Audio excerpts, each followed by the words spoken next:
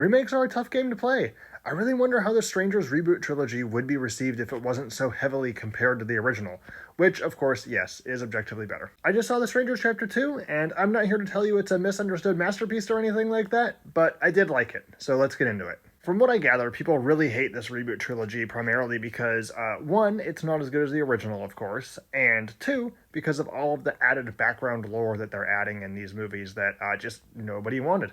And I really got to be honest and say that the background lore is probably pretty handily the worst part of these new Strangers films.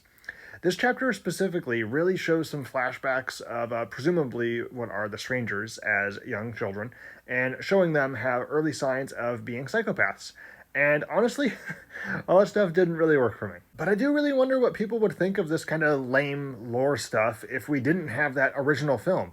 Because, yeah, I mean, when the original one came out in 2008, absolutely zero people were asking for the origin story of the strangers or what were they like when they were kids. But what if this trilogy was just something different or the first one never existed?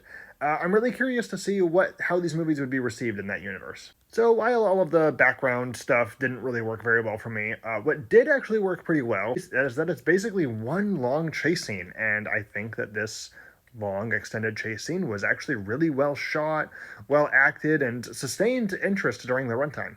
Madeline Petch serves as an executive producer on these films and, of course, is the lead. And she's actually a really good final girl. In this movie, they really throw her through the ringer, and it's raining outside like half the time, and I'd imagine filming this movie was tough. And she's great. I also thought many of the scenes were really well filmed and well directed. There's an extended chase scene in the hospital in the beginning that has some really cool camera movements in it. I was really wondering who the heck was in on it and who wasn't. So yeah, I'm one of the like 3 or 4 people who enjoys this Strangers reboot trilogy. Now I'm not here to tell you that these films are fantastic by any means at all, and I of course don't think that they are as good as the first 2 films.